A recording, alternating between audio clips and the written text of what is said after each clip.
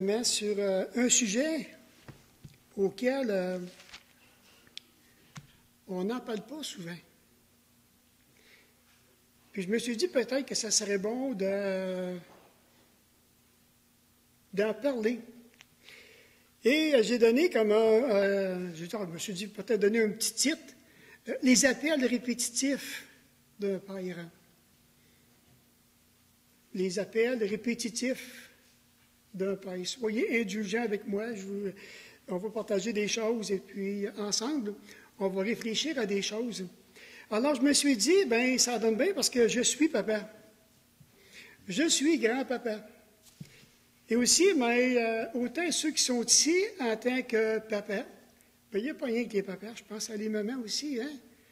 Les appels répétitifs. On a des enfants, et puis on voudrait donc, au départ, que nos enfants puissent obéir au coup de doigt de même. Je t'ai dit quelque chose, mon fils, ma fille, et j'aimerais ça que tu puisses obéir. Je ne sais pas si vous avez des enfants qui obéissent au doigt, j'en ai aucune idée. Mais moi, je me rappelle qu'à un moment donné, que j'ai dû faire souvent des appels répétitifs avec mes enfants. Alors, à un moment donné, quand ça n'allait pas, j'avais la joie de faire ce qu'on appelle un meeting familial. On va s'asseoir autour de la table et maintenant, on va se parler. On va se dire des choses importantes. Alors, en tant que papa, en tant que chef du foyer, j'ai des décisions à prendre, j'ai des directions à donner, puis je ne peux pas les donner à n'importe qui, il faut que je les transmette à mes enfants. Puis mes enfants, c'est vous autres, j'en ai juste 2. Et à partir de là, on a commencé à donner des directives précises. Bon, c'est bien certain qu'au fil des années, il a fallu répéter, revenir encore. Moi qui croyais que j'avais des enfants parfaits, je me suis dit, ils vont recevoir le message, ça va passer comme un petit coup de clic. Mais non, on a dû répéter. Et puis, j'entendais des commentaires qui disaient que c'est pas bon, des fois, de dire toutes choses à nos enfants.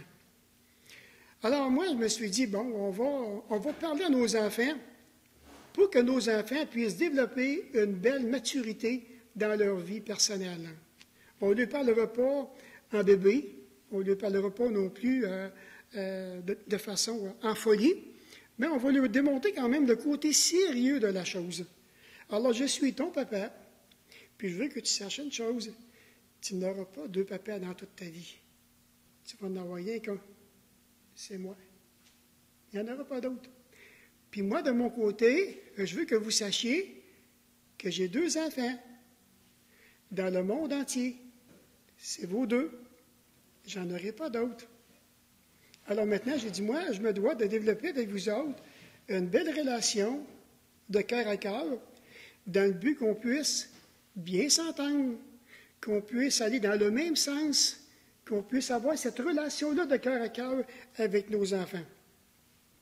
Et puis, quelle ne fut pas ma surprise, un jour, je vais à la pêche, je ne sais pas pourquoi, là, mais j'ai été à la pêche, ça fait déjà un bon petit bout de temps de ça, et j'étais avec mon fils, puis il dit, Père, il faut que je te dise une chose. Il était rendu à 18 ans à ce moment-là.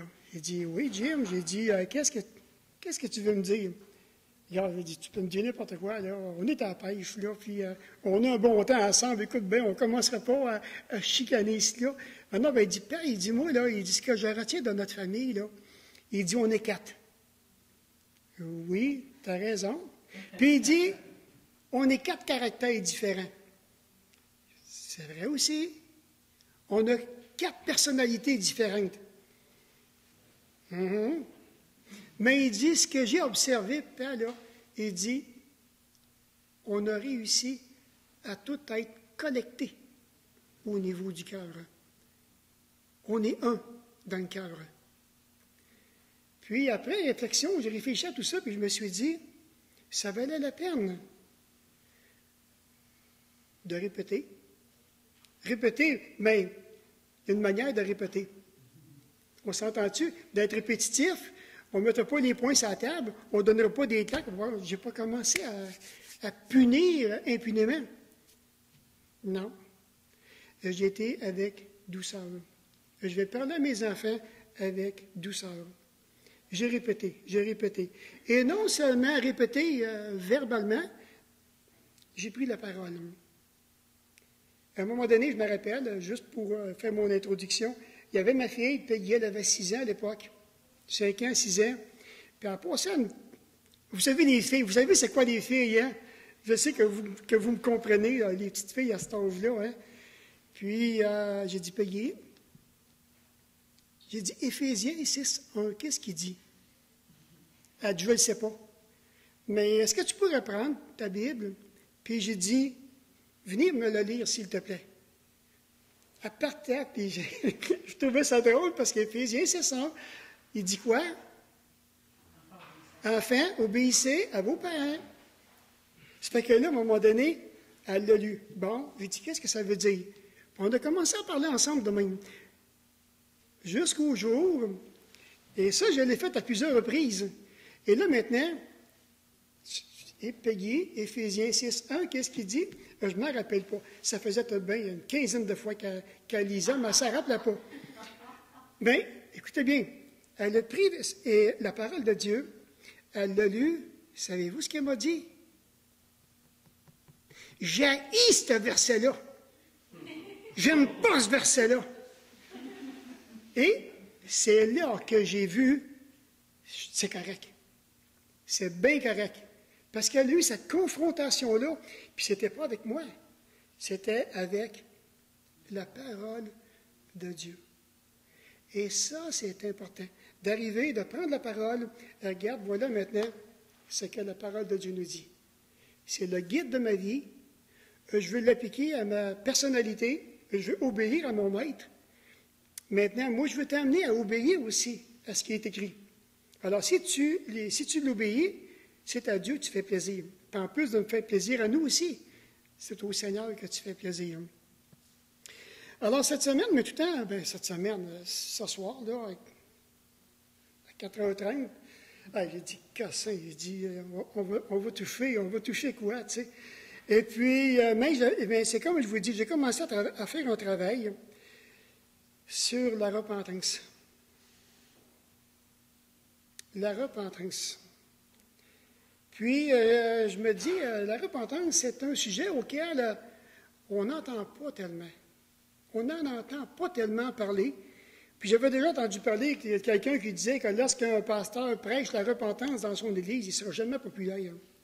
Bien, moi, ça ne me dérange pas. Ça ne me dérange pas du tout.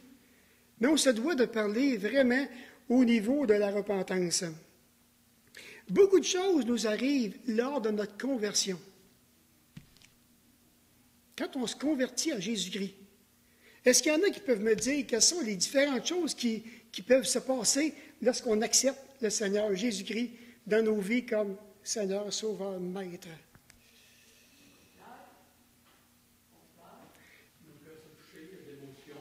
Oui. Selon mon psychologue, j'ai été sujet à un méga discours.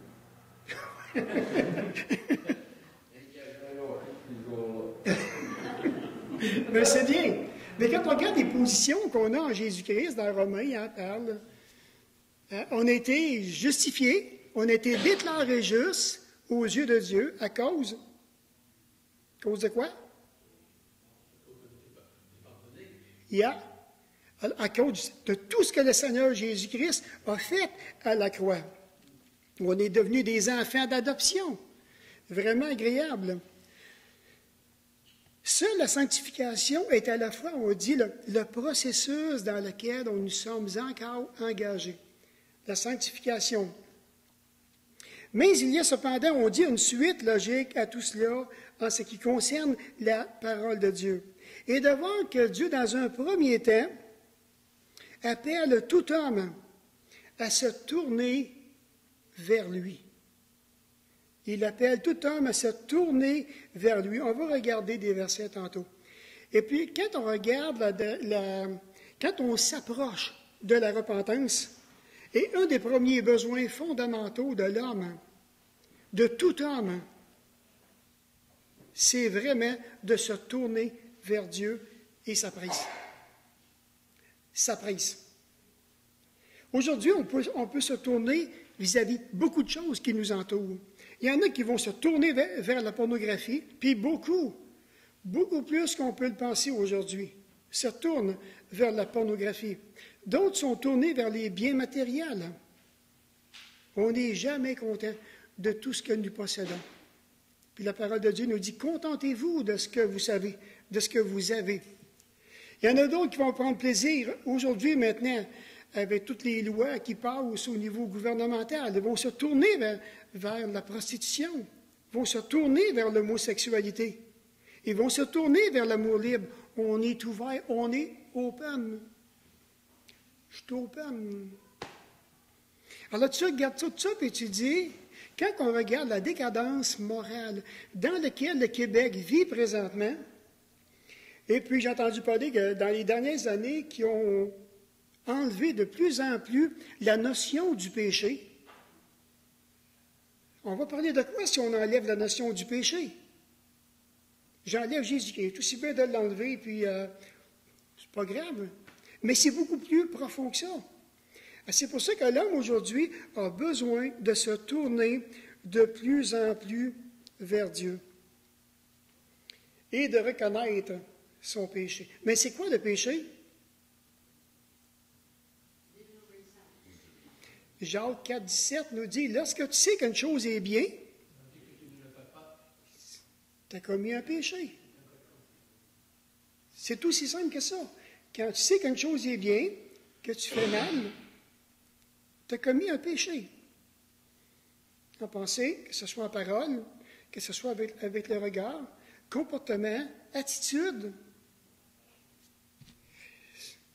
J'ai besoin de me tourner vers Dieu. J'ai besoin de me repentir, d'avoir ce regret profond, de reconnaître qu'en moi-même, j'ai complètement manqué le but. J'ai péché. Je pense à David, dans le psaume 51. Prenez le psaume 51 comme intro ici.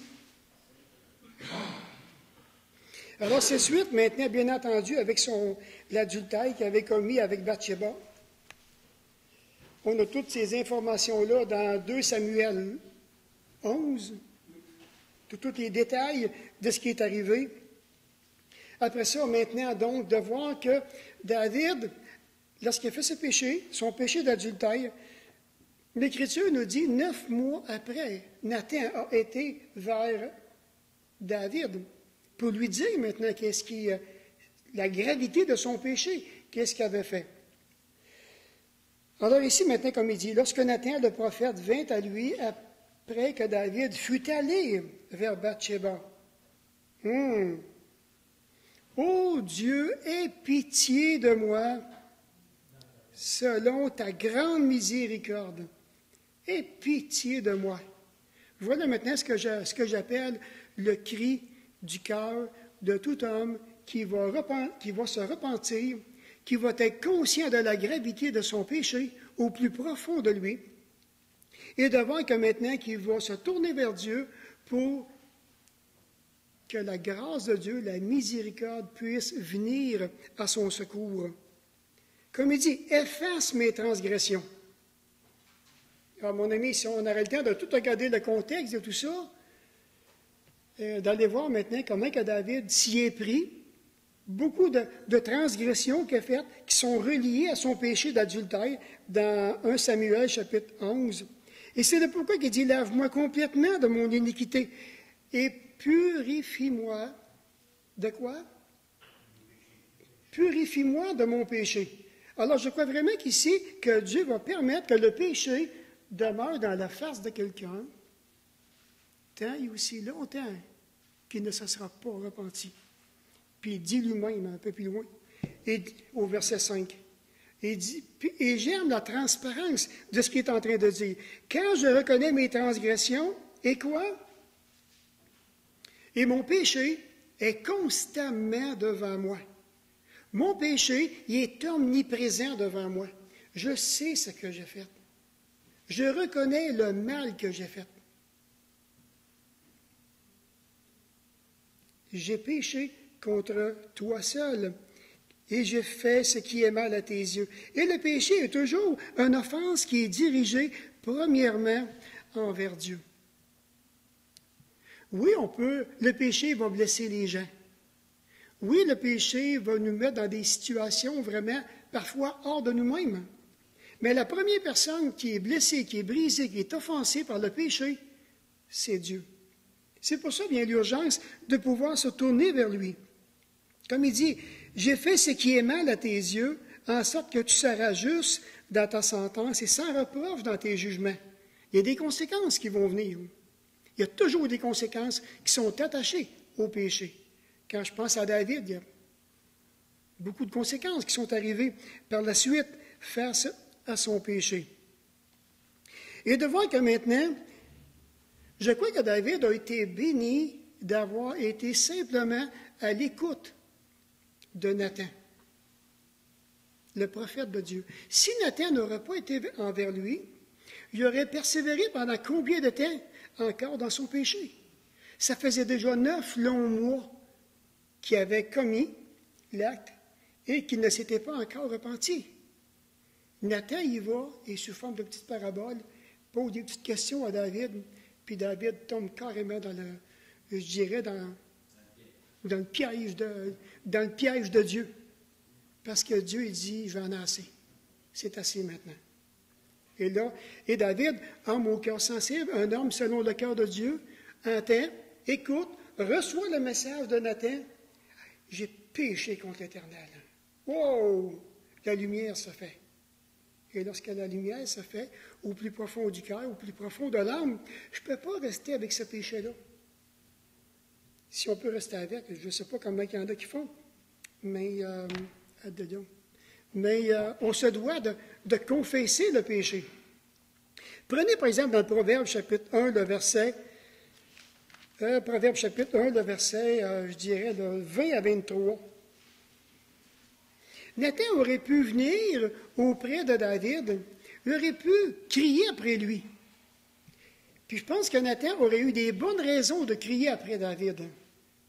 Quand il commence à voir les ennemis donc, qui blasphémaient, les ennemis de Dieu qui blasphémaient, il y en a entendu sûrement pour que les oreilles puissent lui rougir. Il aurait pu prendre David, le roi, il aurait pu te le brasser, puis dire, écoute-moi bien, là, j'ai affaire à te parler, puis c'est sérieux. Non, il le fait de façon, son approche est tellement agréable, une approche remplie d'amour, remplie de douceur, une approche très, très, très explicite. Et voilà, maintenant, je vais te poser une question, mon petit David. Puis David embarque. Et c'est important de voir quand même la considération qu'il avait pour Nathan. Il savait qui il était. Et puis dans le verset 20, il dit, « La sagesse crie dans les rues, elle élève sa voix dans les places. » Et je reviens encore avec les appels répétitifs. Combien de fois maintenant qu'on a pris nos enfants, et même les enfants des autres, et qu'on veut maintenant les aviser avec toute sagesse. On n'est pas des fous, là. On ne dira pas conseiller à des jeunes enfants, regarde, suis tout ce que tu as dans le cœur. Non, c'est pas de même que ça se fait. Du tout, du tout. On veut conseiller, on veut apporter cette sagesse que nous retrouvons dans la parole et nous voulons simplement aller la déposer dans le cœur de ceux qui veulent demander conseil. Elle élève sa voix dans les places. Bien, peut-être qu'à un moment donné, comme il dit au verset 21, elle crie à l'entrée des endroits bruyants. Ça va peut-être arriver dans certaines circonstances là où on doit vraiment parler un petit peu plus fort à certaines personnes, certains gens qui nous entourent. Mais j'aime le verset 22-23 quand il dit « Jusqu'à quand, stupide, aimerez-vous la stupidité? Et jusqu'à quand les moqueurs se plairont-ils à la moquerie? » Puis, je pense que ça décrit vraiment bien la situation qu'on est en train de vivre aujourd'hui. Des moqueurs, on en a à pelleter, des moqueurs. Des stupides, et on le voit, je pense que juste à regarder les actes par lesquels ils sont inspirés, et combien de fois que ça nous est arrivé de dire il y a vraiment un comportement stupide, ça n'a pas de bon sens. On est comme dépassé par la stupidité de certains comportements de différentes personnes. Et de voir que maintenant, ici, le verset 23, comme il dit, « Tournez-vous pour écouter mes réprimandes. » Tournez-vous pour écouter. C'est tellement dur d'écouter parfois. Je rencontre des gens qui me disent, « Moi, écoutez, je peux écouter 5 minutes, 10 minutes, puis après ça, mais je décroche. » Je rencontrais un frère d'une autre église qui disait, il dit, « Moi, Michel, il dit, je suis un mécanicien. Puis il dit, moi, quand je vais à l'église, il faut vraiment que ça soit intéressant. Parce qu'il dit, moi, là, j'ai la mécanique dans la tête, puis c'est logique, puis il faut vraiment que ça colle avec moi. Puis il dit, c'est arrivé qu'à un moment donné, puis il dit, souvent, il dit, après 10 minutes, je suis plus capable d'écouter. C'est-tu possible? Moi, je ne sais pas, personnellement, j'ai pas de difficulté avec l'écoute. Mais imaginez, dans une église locale, si le pasteur qui est en avant d'une église locale, et puis qu'on est 50, et qu'il y en a 50 qui peuvent écouter juste 10 minutes, le gars qui est sûr de son coup, qui est certain, non, mais c'est un fait, c'est une réalité qui est là. Il y a des gens qui n'ont pas une écoute tellement longue, d'autres, une écoute très longue. Et c'est bien. Mais tournez-vous pour écouter mes réprimandes. Soyez enseignables. Soyez ouverts. Soyez attentifs. Pourquoi? Parce qu'il dit dans l'autre pensée. Parce que je veux répandre sur vous mon esprit. Les gens de l'Ancien Testament. Aujourd'hui, nous possédons le Saint-Esprit. Nous l'avons, il est permanent avec nous, le Saint-Esprit. Dieu ici, dans le fond, qu'est-ce qu'il fait? Il nous présente ses intentions bien personnelles. Je vais vous présenter quelque chose que j'ai vraiment à cœur. Et puis de voir ici maintenant que chaque pécheur doit considérer attentivement l'importance de la repentance. C'est ce qu'il désire. Repentez-vous. Et si on continuerait à lire le passage, même c'est tellement intéressant, on va lire le verset 24 jusqu'à la fin. Il dit, puisque j'appelle et que vous résistez, puisque j'étends ma main et que personne n'y prend garde. C'est triste. Dieu appelle. Dieu appelle encore aujourd'hui. Est-ce que ça résiste dans mon cœur? Est-ce que je suis réceptif? Est-ce que je réponds vraiment à la demande de Dieu dans mon cœur? Puisque vous rejetez même tous mes conseils et que vous n'aimez pas mes réprimandes. Combien, aujourd'hui, même pas plus tard que cette semaine, j'entendais quelqu'un qui rendait témoignage du Seigneur Jésus, et puis que le gars lui a dit, écoute, la Bible, là, il faut en prendre puis en laisser. Puis moi, la Bible, je n'y pas en tout. Puis dis-moi n'importe quoi, mais parle-moi pas de la Bible. Rejet total, complet. Ils n'aiment pas les réprimandes, ils ne veulent pas entendre les conseils divins. Alors l'Éternel, il dit, moi aussi, je rirai quand vous serez dans le malheur. Je me moquerai quand la terreur vous saisira. Quand la terreur vous saisira comme une tempête. Ça surprend une grosse tempête. Ça brase dans une tempête. Et que le malheur vous enveloppera comme un tourbillon. Même, il dit, on va aller plus loin. Il dit, quand la détresse et l'angoisse fondront sur vous. Alors ils m'appelleront, je ne répondrai pas. Ils me chercheront et ne me trouveront pas. Pourquoi? Parce qu'ils ont haï la science et qu'ils n'ont pas choisi la crainte de l'Éternel. Parce qu'ils n'ont pas aimé mes conseils et qu'ils ont dédaigné toutes mes réprimandes. Ils se nourriront du fruit de leur voix. Ils se rassasieront de leurs propres conseils, car la résistance des stupides les tue et la sécurité des insensés les perd. Mais celui qui m'écoute reposera avec assurance. Celui qui m'écoute, celui qui prend à cœur mes conseils, celui qui va aller à la repentance, qui va exercer une repentance continuelle dans son cœur, il va vivre tranquille et sans craindre aucun mal. On est appelé à se repentir constamment dans nos vies personnelles. Hébreux chapitre 3.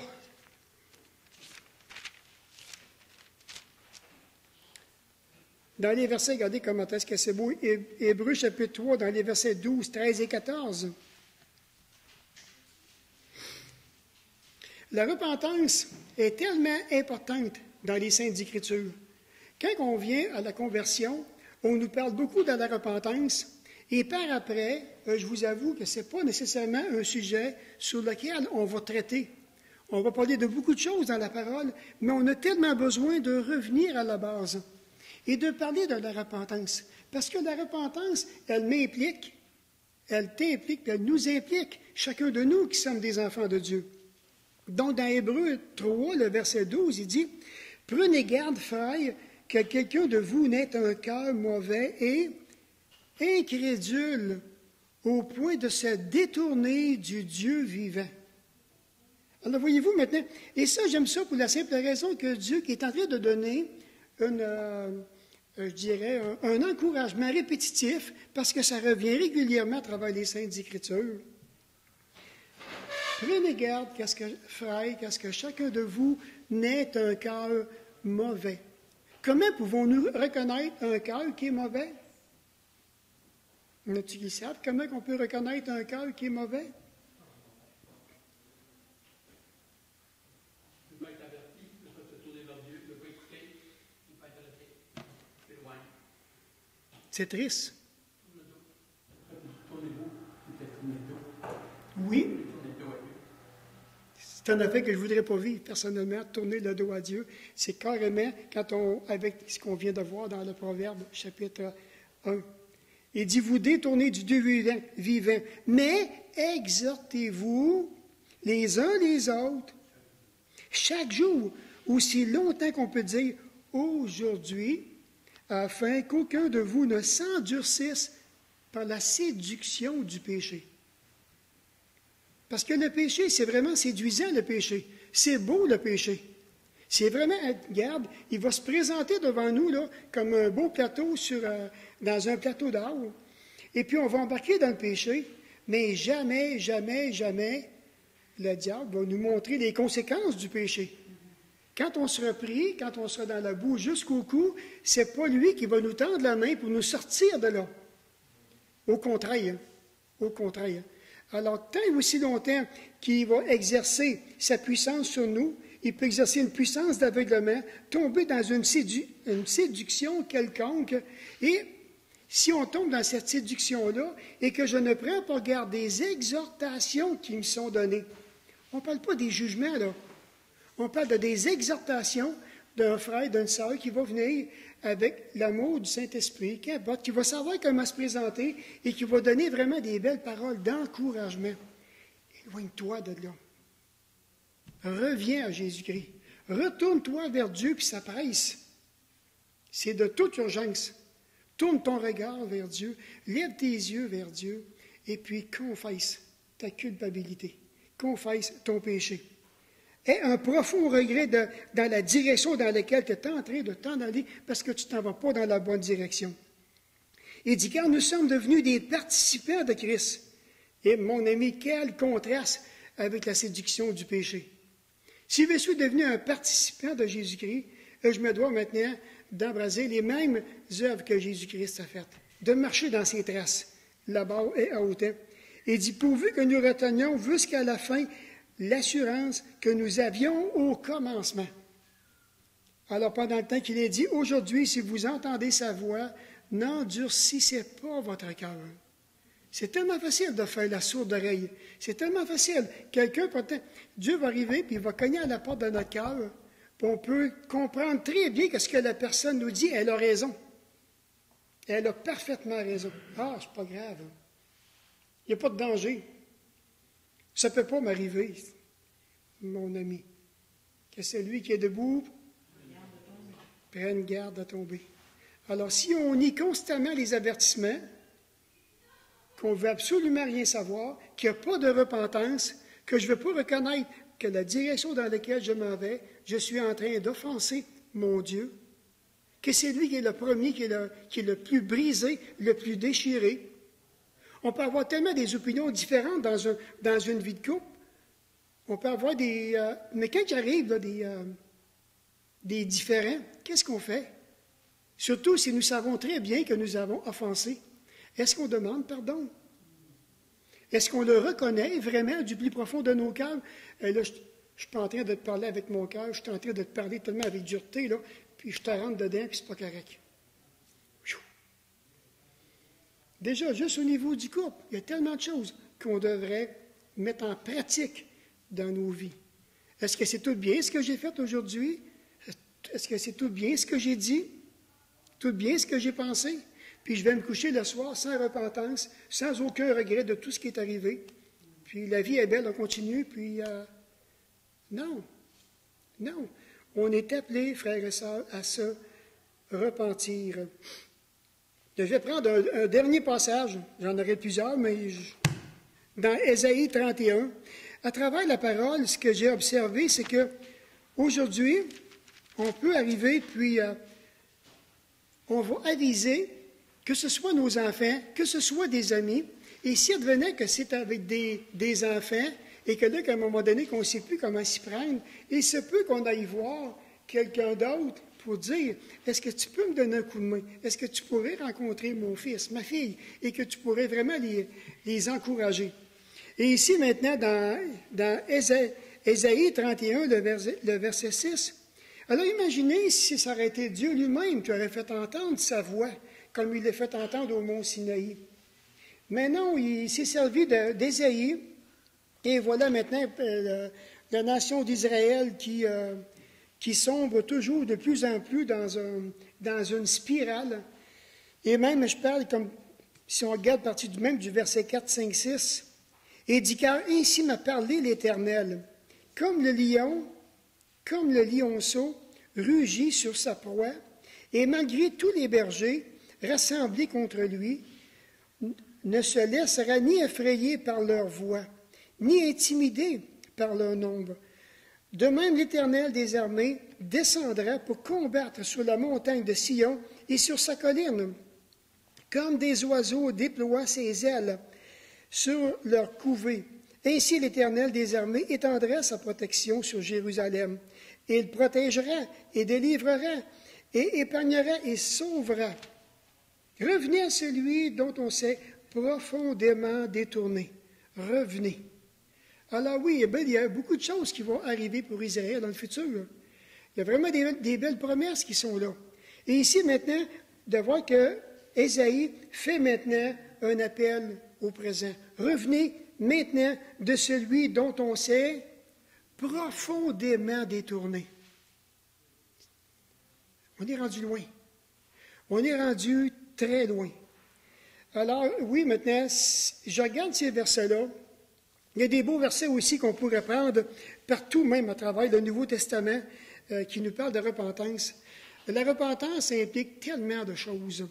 Et il y a beaucoup de choses au niveau de la repentance. Je suis en train de faire le travail dessus, puis je reste étonné de tout le beau travail. Qu'est-ce que ça implique? Et c'est des choses auxquelles je pense qu'on a vraiment besoin de comprendre, de savoir, chacun de nous, pour que nous puissions le mettre en pratique. Alors oui, il y a cet appel-là, donc, de notre bon Père Céleste, à venir, à entrer en nous-mêmes. Et de commencer, je pense, comme David l'a dit, hein, contre toi seul, mon âme a péché. J'ai péché contre toi. C'est toi que j'ai attristé premièrement. Puis dans Éphésiens 4, hein, n'attristez pas le Saint-Esprit de Dieu par lequel vous avez été scellés pour le jour de la rédemption.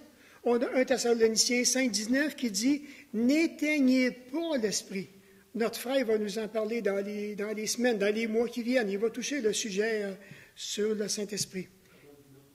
Ah, et puis, je vous encourage beaucoup à être présent. Vous allez voir que, oui, quand on accepte le Seigneur, on reçoit le Saint-Esprit. Mais qu'est-ce qu'il fait dans ma vie, le Saint-Esprit? Il y en a plusieurs qui, malheureusement, ne le savent pas, ne le comprennent pas. Mais notre frère va nous parler sur le sujet pas plus tard que dimanche. Alors, on va se couper dans un mot de prière pour terminer. Et puis, c'est un appel à pouvoir se regarder, s'examiner, s'auto-évaluer toujours et de comprendre maintenant ce que Dieu demande au niveau de la repentance, de comment que je peux exposer mon cœur à lui, venir à lui, puis le confesser humblement, de ne rien cacher aux yeux de notre Papa Céleste.